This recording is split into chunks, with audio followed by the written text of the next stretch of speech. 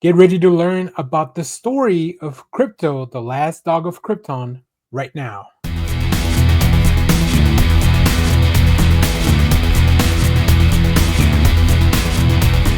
Hello, everyone. Dan here from the Next Issue Podcast. On today's video, I'll be doing a review for Crypto, the Last Dog of Krypton #1. This is a new book from DC Comics, written by Ryan North, with art by Mike Norton, Ian Herring on colors, letters by Lucas Gattoni. We have a really cool cover by Jay Lee and Yoon Chung. That is our main cover, but there's also a plethora of variant covers.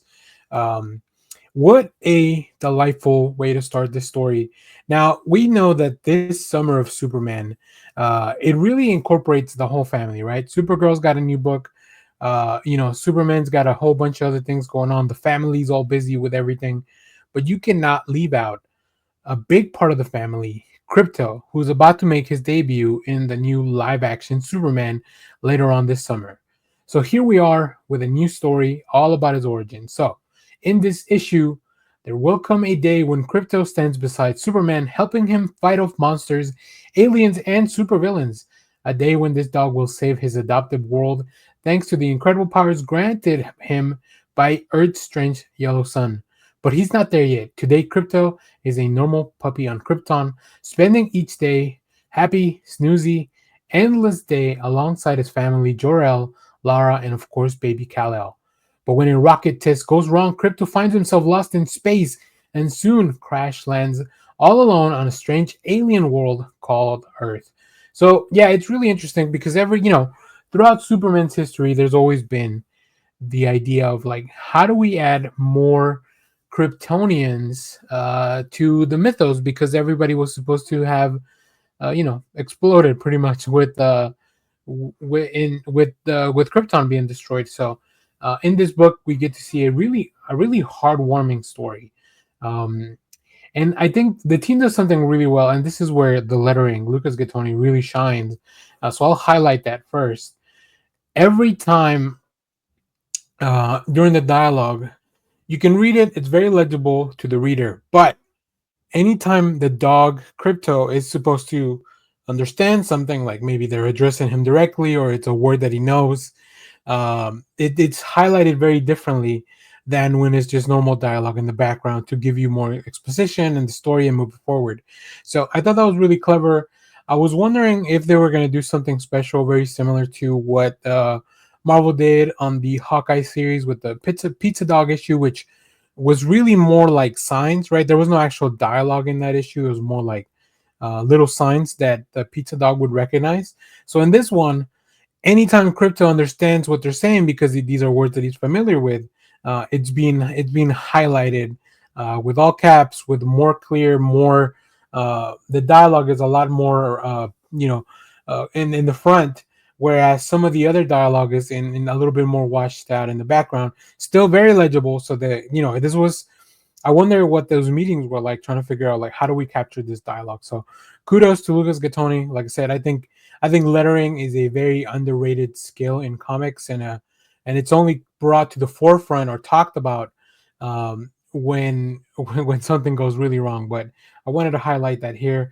Now, of course, Mike Norton does a beautiful job giving us this very light-hearted feel to the story, very different from Jay Lee's cover, which is, I think, a very interesting proposition to do a cover with an artist with such a distinct style as Jay Lee, especially for newcomers to comics. And then one of the reasons that I do videos like this is to allow people to check out some of the interior art. You may be seeing it across your screen, but yeah, Mike Norton just does a really good job to capture this, make this feel like a day, like almost a slice of life type of book, right? They of course have designs of Kryptonian, and we see the ship in space, and everything really happens. But at the heart of it is really the relationship with Crypto and his family, like the L family, and of course the baby, right? I think that's one of the most important parts of this. So I really enjoyed this book. Ryan North is telling a fantastic story, and of course, it is a very Ryan North thing to give us a little hook right at the end, just to make sure that you're gonna buy that next issue. I really enjoy this. I highly recommend it. There's some really cool covers that I can't wait to get to my shop and actually buy this physically. So yeah, I'm very excited for this. 32 pages of all-out fun, beautiful work, and like I said, kudos to both the letterer and the artist. Like it all really stands out. So if you have read Crypto, The Last Dog of Krypton, let me know what you thought about it down in the comments. Let me know of some other comics that you may think use the lettering in such an efficient way as this. And then, of course, stay tuned because we have more comic reviews, trailer reactions, TV recaps, all that fun stuff here in the channel. Thanks for watching, everyone. Bye-bye.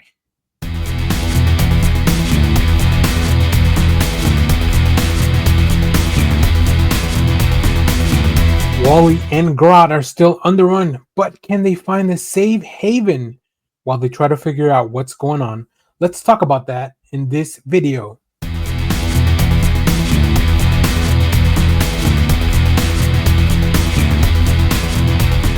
Hello everyone, Daniel here from the Next Issue Podcast. On today's video, we're going to be doing a review for Absolute Flash number 4.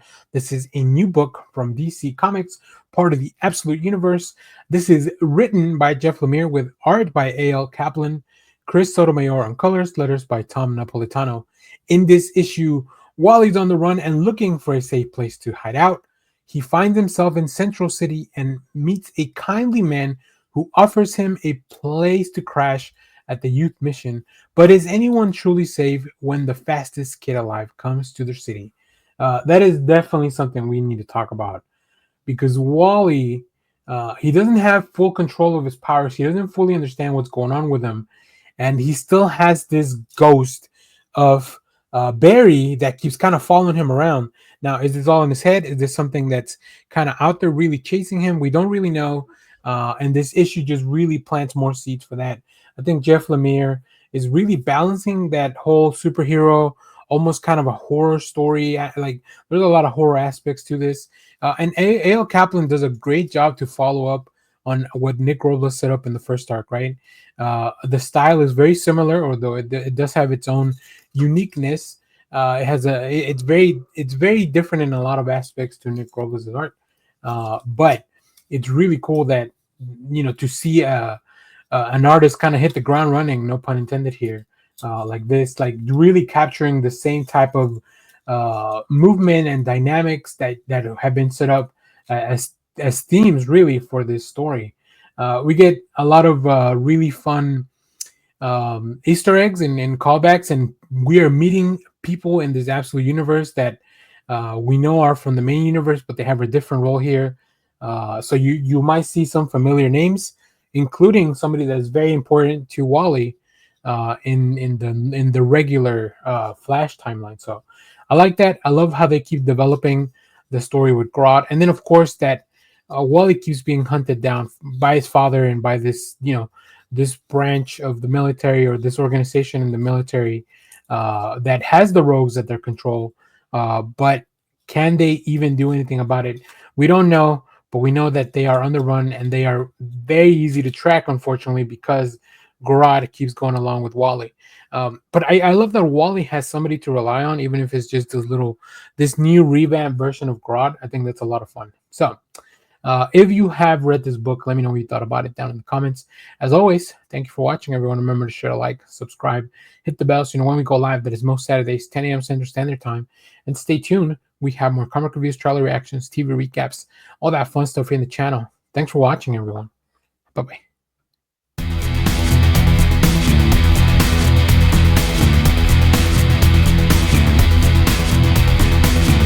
Who would win in a fight between Wonder Woman and some giant mice? Let's talk about that right now.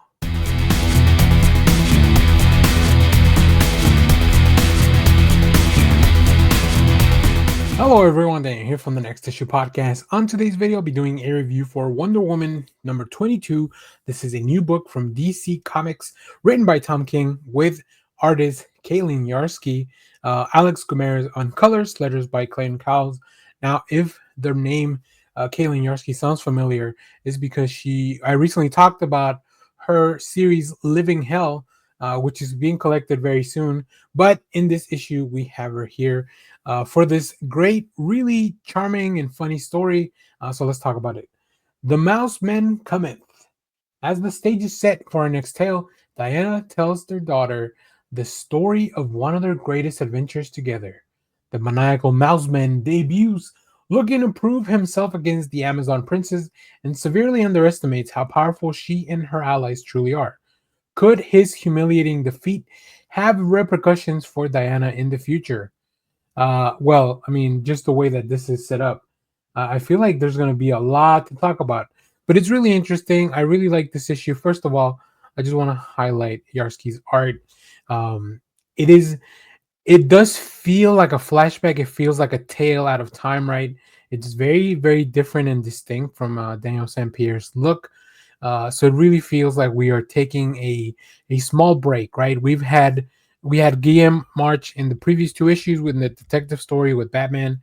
Now we're going back to this story about Steve and Diana and them having to fight this Mouse Man, which is such a silly character, but it really brings a lot into here. And of course, this is all just Tom King still building in a very roundabout way a little bit more of what's to come in the series.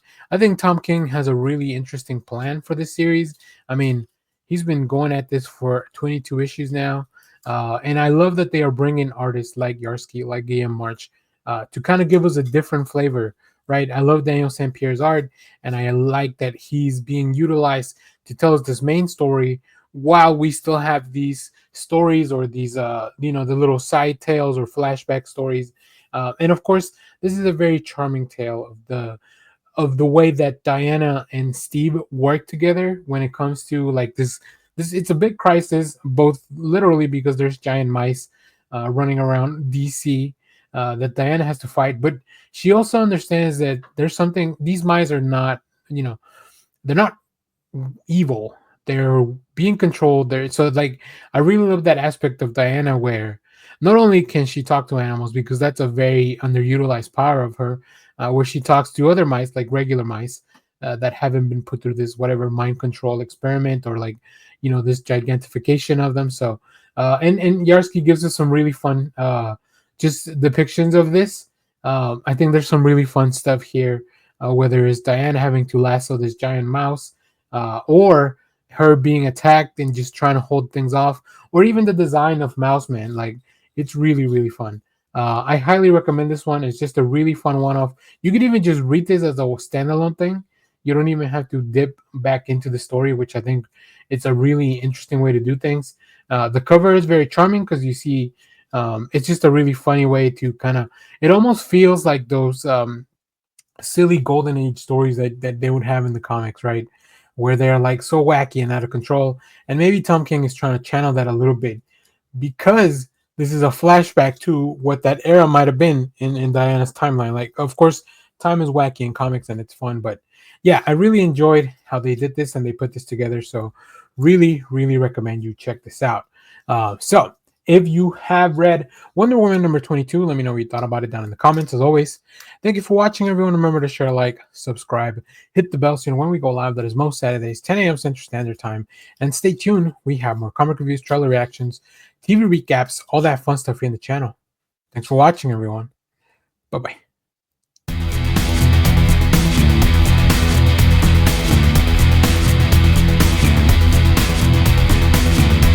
It is time to bring on the bad guys. Marvel is doing a series of one-shots, so let's talk about it.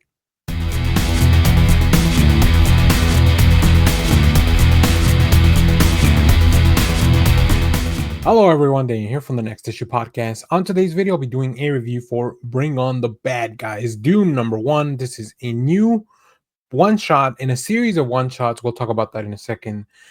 This is written by Mark Guggenheim with art by Stefano Raphael, letters by Travis Lanham, colors by Niraj Menon. In this issue, the balance of power is forever changed. An ancient artifact known as the Soul Forge has the power to collect all the souls on Earth. Dr. Doom must stop it at all costs. Who is this mysterious Sister Sorrow, and what is her connection to Dr. Doom? That's right, we have a new series. So let's talk about, before I get into this actual issue, let me give you a little bit of an idea of what this series is going to be about or how it's going to play out. This series is actually multiple one-shots, so the story itself will be connected through a series of one-shots, including Abomination, Loki, Green Goblin coming up next, Red Skull, Dormammu, and Mephisto. Now, in the back of a lot of these, not the specific one, because we do have a full story on this one, but in the back of there, we'll have little one shots or little backup stories for each individual villain. So, how will this story weave in everything? What is the Soul Forge and who is wielding it? And also, of course, the mysterious appearance of Sister Sorrow. Uh, I really enjoy this first issue. Mark Guggenheim is a writer that I've been following for a long time, and I think that the way that he presents this story, it just really works for the stuff that I like. It's full of really big. It feels like a big world-ending event, but it's also a very it's very focused on specific characters and specific part of the Marvel universe. I don't know. One of the things I will say, I don't know exactly how this fits into continuity. If it does, it's not a big concern of mine, but it's always good to know because I will have people ask me in the comments like, how is this happening if Doom's over here being one world under Doom and ruling everything? Like, how is this outside of that purview, or how does this world uh fit into that? So I don't know yet. I'm not sure. I don't think, like I said, it doesn't matter for story purposes, but the story itself really works. We get to see Doom more of a standby observer kind of role at the beginning. He just kind of lets events play out, just waiting to make his move because he doesn't have all the information yet. And I think we know that Doctor Doom, if anything, he's very careful. He's very well thought about his how he's gonna, I guess, plan of attack, we'll call it. So yeah, I think that there's a lot of fun things that can go here. They picked some great villains. I mean, Marvel has some great villains, but starting with Doom, definitely starting from the top, going on to Green Goblin next. Like, how involved are the villains' counterparts going to be in this?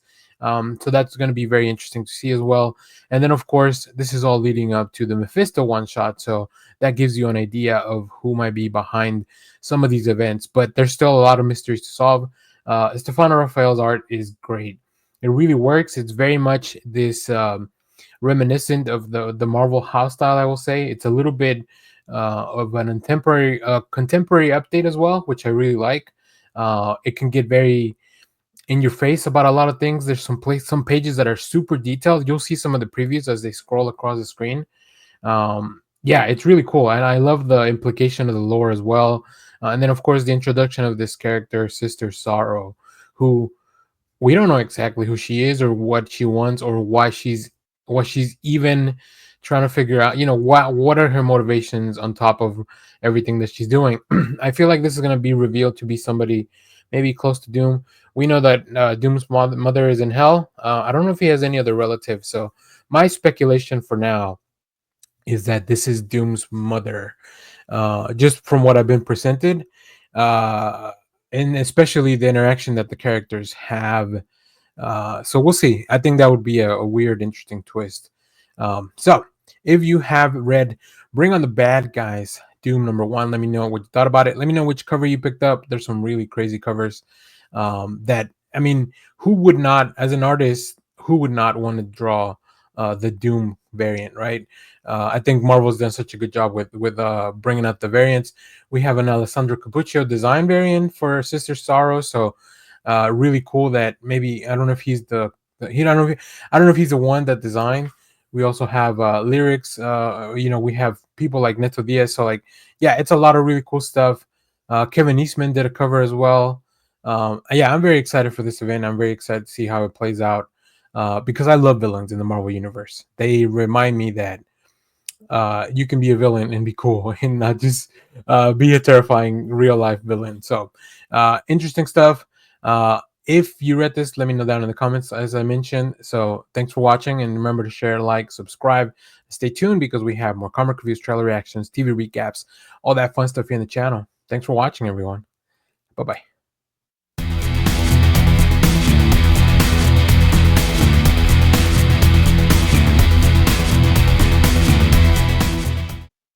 Dr. Afra gets a brand new series in this new book. So let's talk about that.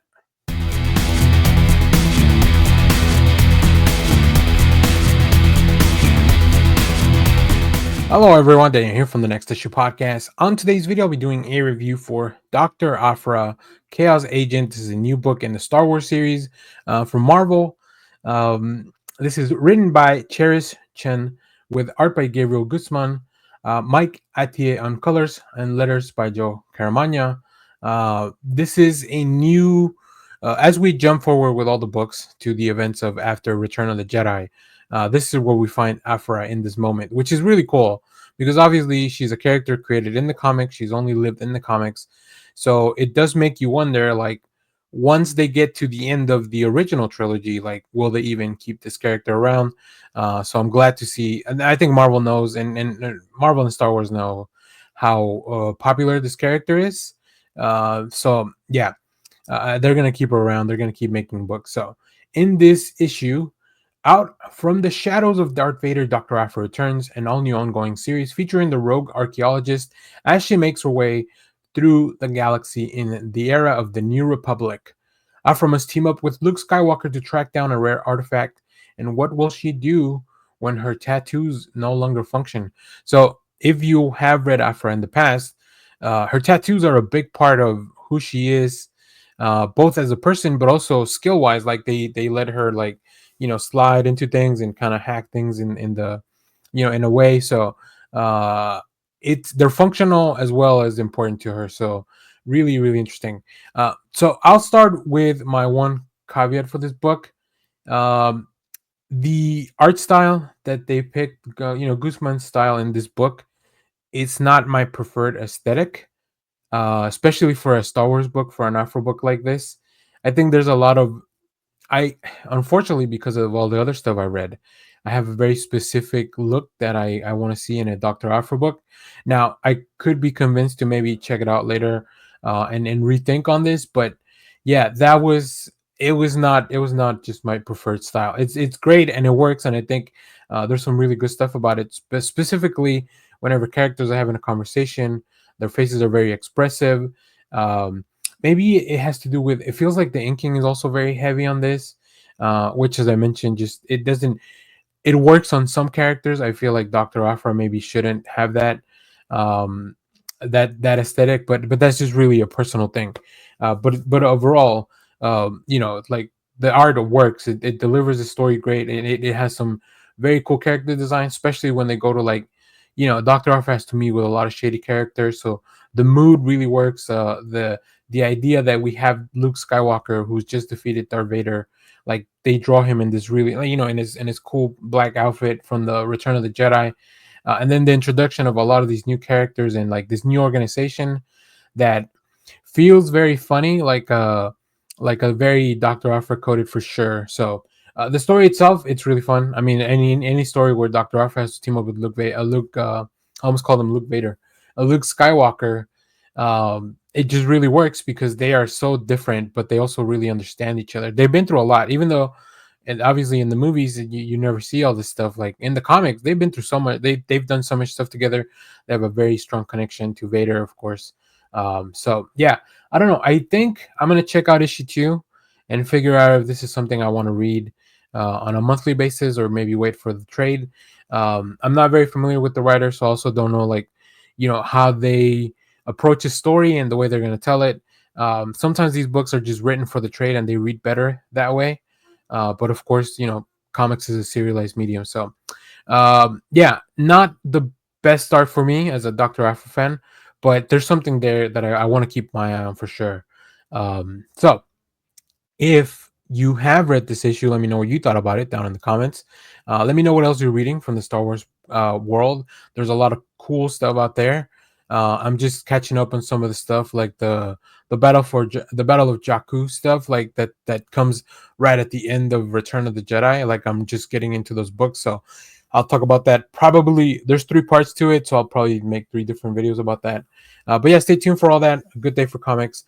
So as always, thank you for watching, everyone. Remember to share, like, subscribe, hit the bell so you know when we go live. That is most Saturdays, 10 a.m. Central Standard Time.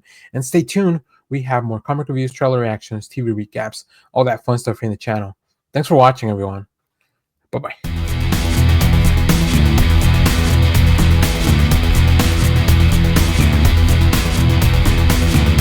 As the Avengers versus Aliens series comes to an end, we learn the origin of the fight for the Wakandan civilization, as well as what holds the future for everyone in this universe. Let's talk about that right now.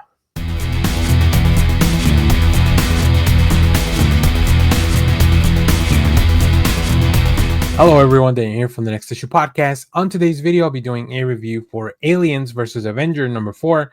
This is the finale of this really cool series from 20th Century and Marvel. One of my favorite crossovers that they've had, especially with the Alien franchise. There's a lot of really cool stuff going on, but I mean, the creative team on this really sold me. So let's talk about that first. This is written by Jonathan Hickman with art by Esad Ribic, colors by Eva Vorsina, and letters by Corey Petit. In this finale, the sinister plot is finally revealed. Earth's mightiest heroes abandoned their home planet to save humanity from the xenomorph threat. Now they've arrived on Mars, the current refuge of the X-Men, but the twisted machinations of Mr. Sinister might spell doom for them all. Do not miss the epic conclusion of Hickman and Rivic's crossover masterpiece.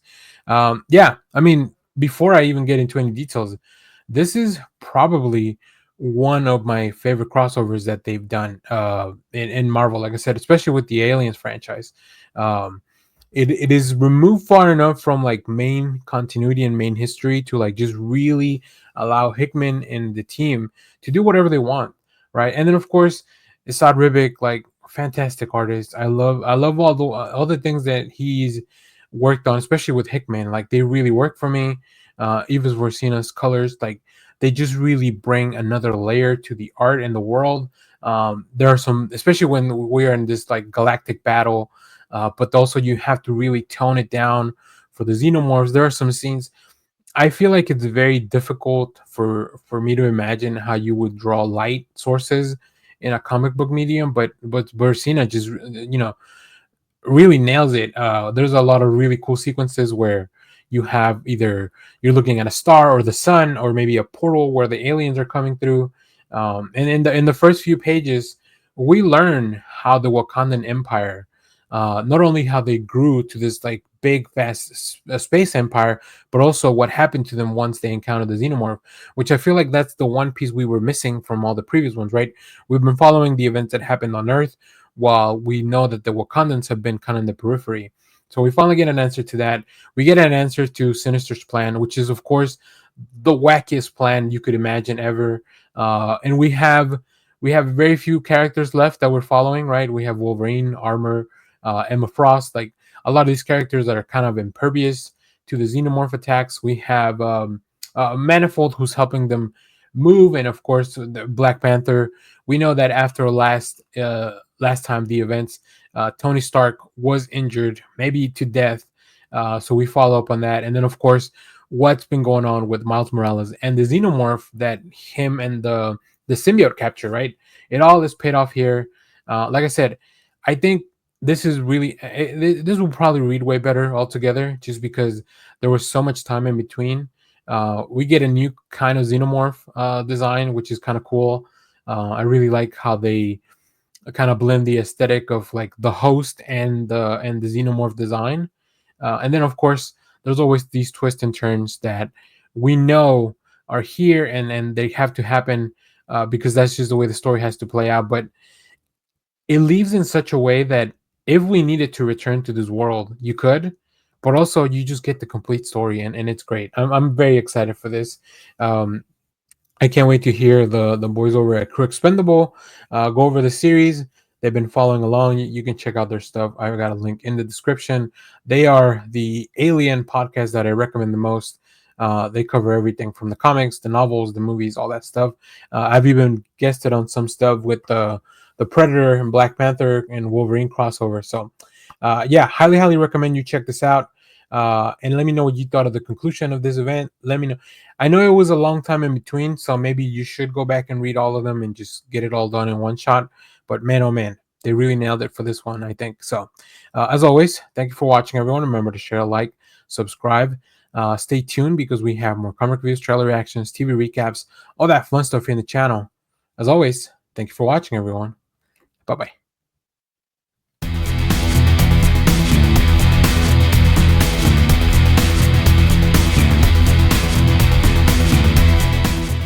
What do the Ultimates 3.0 look like? Let's find out in this review for the Ultimates number 13.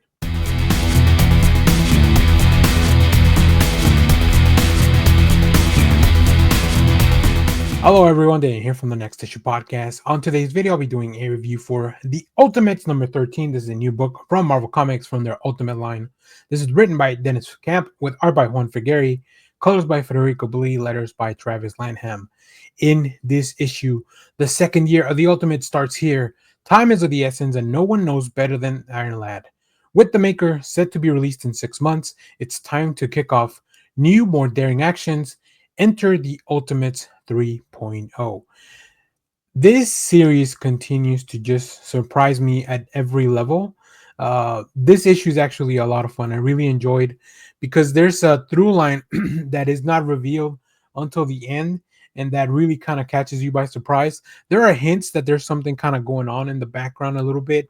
Um, yeah, so that really worked for me. I really enjoy that. I think Dennis Camp's been doing such a good job, and I like this running time clock that we have. Right, the Maker is set to return within a bit, and we have to kind of keep going along with that story. But what does that mean for the rest of the team? What does that mean for everyone else? What does that mean for the world? And what does Tony envision as these Ultimates 3.0 version? Very exciting stuff. I really enjoyed it.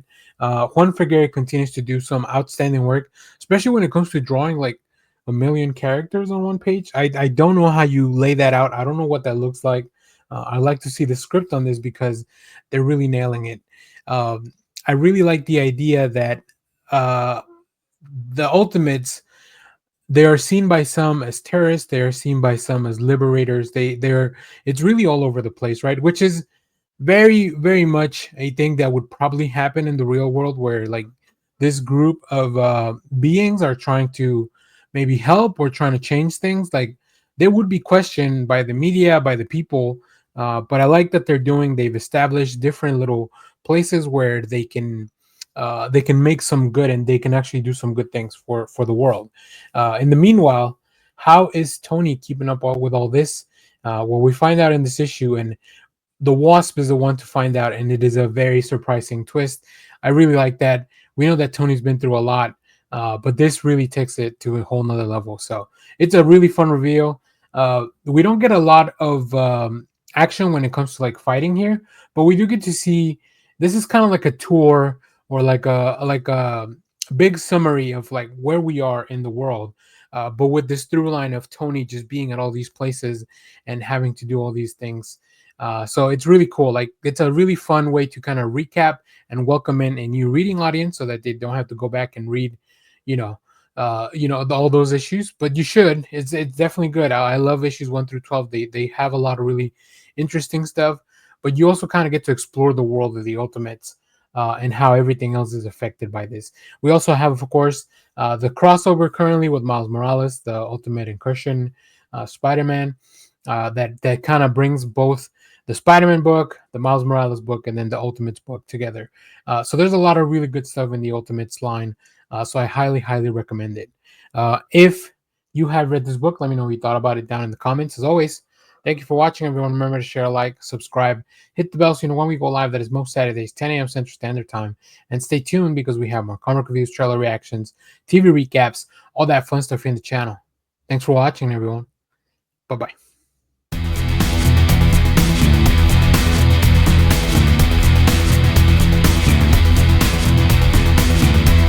What happens when the Avengers have to face off against Godzilla? Let's find out in Godzilla vs. Avengers number 1.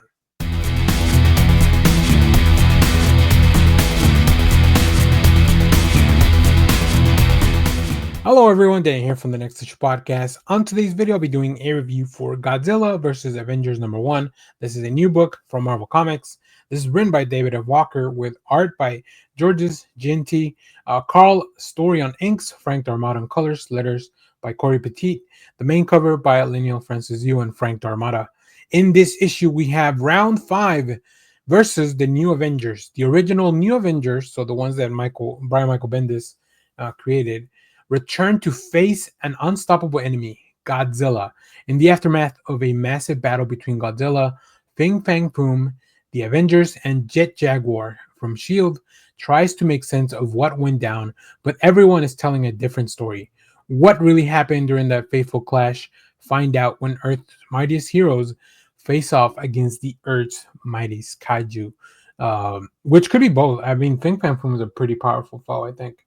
Um, I will say, I think if you have if you have watched some of my other reviews for this series of one shots, they haven't all been great. I think Marvel's had a really hard time incorporating Godzilla into the fold of their universe, or at least these one shots. I'm not sure what the issue is. I think it is a lot harder because Godzilla is such a gigantic monster, right? Marvel doesn't have a lot of superheroes that are individually can take on a threat of that size. I think, outside of the Hulk and Thor, maybe some of the, maybe somebody like Ant-Man who can become Giant Man. So yeah, I think it's hard. This is the fifth issue, which I'm also trying to figure out, why is this not the last issue? If the Avengers, why wouldn't you save the Avengers for the last one? The last one's going to be Thor, actually, which is probably very promising as well. But yeah, this one is actually a lot of fun. I like seeing the new Avengers, that lineup of Cap, Captain America, Steve Rogers, Logan, Wolverine. We have Luke Cage. We have Spider-Man, Peter Parker. We have Spider-Woman, Jessica Drew, and we have Iron Man, Tony Stark. So like, this is like the OG lineup from the new Avengers, coming out of all that stuff from right before Secret Invasion, and when Brian Michael Bendis was kind of writing all this. So it's interesting that they picked that specific group of Avengers. I think it's a fun one. It's a good revisit. It's a good reason to revisit it, that they would have a crossover with Godzilla. But the cool thing here is that we are kind of dropped into the story like in the middle.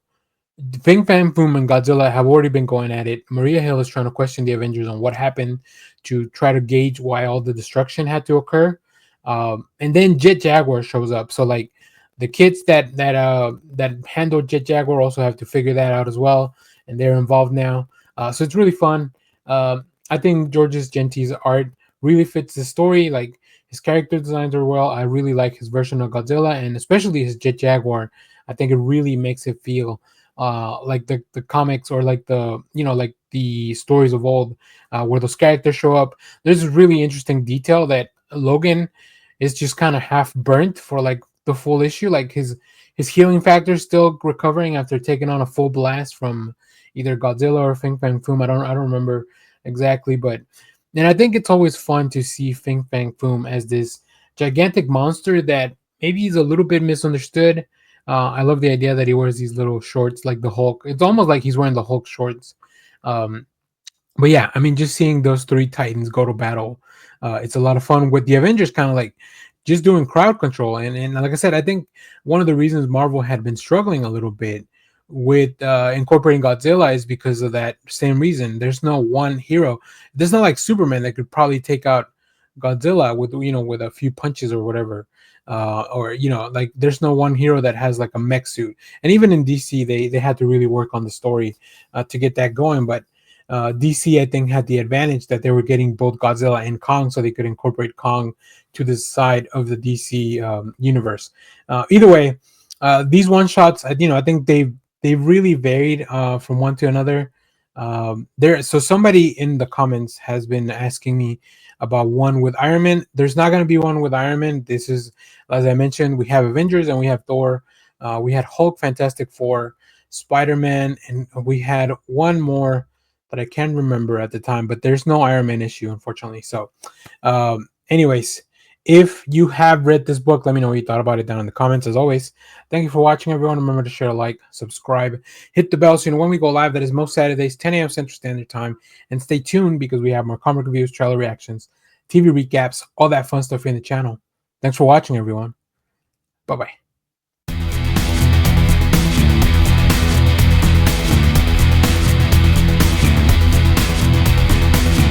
Has Emma Frost gone back to her evil ways? Let's find out in this video, where we talk about Emma Frost, the White Queen #1.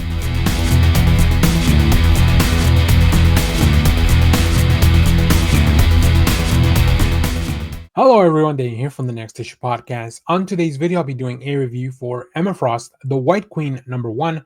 This is a new book from Marvel Comics. And no, Emma Frost has not gone back to her villainous ways. This is a story that takes place sometime after X-Men number 138. So this is a pretty old issue, but it's interesting to have them go back and tell a story from a time before that. This is written by Amy Chu with art by Andrea DeVito, Antonio Fabella on colors, letters by cover by David Nakayama, and we have letters by Ariana Meher. In this issue, before she became a mainstay of the heroic X-Men, Emma Frost had another role, the White Queen of the Hellfire Club. As she grapples for power with the rest of the Inner Circle, witness Emma's ruthless ascent to the top, and when she discovers that there is a mole within the Hellfire Club, leaking secrets to their sworn enemies, the X-Men, Emma will stop at nothing to uncover the truth. Take a deep dive into Emma's past, learning shocking secrets, and be prepared to bow down to the White Queen. This was a really fun book. I love Emma as a villain. I mean, she's a lot of fun now in the new role that she has had a lot of character growth. But it's a lot of fun here. Like this is some of my favorite Emma Frost stuff is when she's doing bad things, and this issue really leans into that. We really explore the structure of the Hellfire Club at the time. I haven't read much from Amy Chu lately, but it's really cool to see how they take a character like this and they just like run with it. And let's go back to another time because they've been doing some stories like this, but they usually bring back writers from that time. But this is an old story, right? This is an old time to write about it. But I like that they are probably, grabbing somebody that grew up reading X-Men comics from that era or even way after, and then just diving into the world and exploring more of these little untold stories. So it's great. Andrea DeVito has some fantastic art, whether it's a big fight or a confrontation or even just a meeting of the Inner Circle. It all really works. I think Emma Frost's design is really cool, very reminiscent of her outfits back in the day when she was the White Queen, but never going to. I feel like sometimes you get a little bit too much cheesecake, a little bit too much, too revealing that maybe takes away from the story, or there is no reason for that, right? But I think in this case, I think it all really works. I love it. Emma Frost is always out ahead of the game. We get to meet her assistant. We get to meet some of the other members of the Hellfire Club, including some stuff that maybe some of the lesser known characters. So that's kind of cool. Yeah, I haven't read much of this era of X-Men, other than what I've heard in like different comics podcasts and stuff like that. So yeah, really cool. I really enjoyed this story. I think it's really fun. I don't know exactly. This is probably a mini series, just if I had to guess, uh, because we have 4 different issues in the solicits at the moment. So I would say maybe this is a 4 to 6 issue series. But if it's popular, you never know, right? Marvel can always expand. This this specific #1 though has over 10 covers. So of course, Marvel wants to capitalize on first of all having one of their most popular characters, one of the characters that just Emma Frost just looks good on the cover, right? And yeah, they want to capitalize on that. So let me know which cover you picked up. I haven't gotten to the shop to pick this up yet, but I'm really looking forward to. And it's going to be a really tough decision. So if you have read this book, let me know what you thought about it down in the comments as always. Thank you for watching, everyone. Remember to share, like, subscribe, hit the bell so you know when we go live. That is most Saturdays, 10 a.m. Central Standard Time. And stay tuned. We have more comic reviews, trailer reactions, TV recaps, all that fun stuff in the channel. Thanks for watching, everyone. Bye-bye.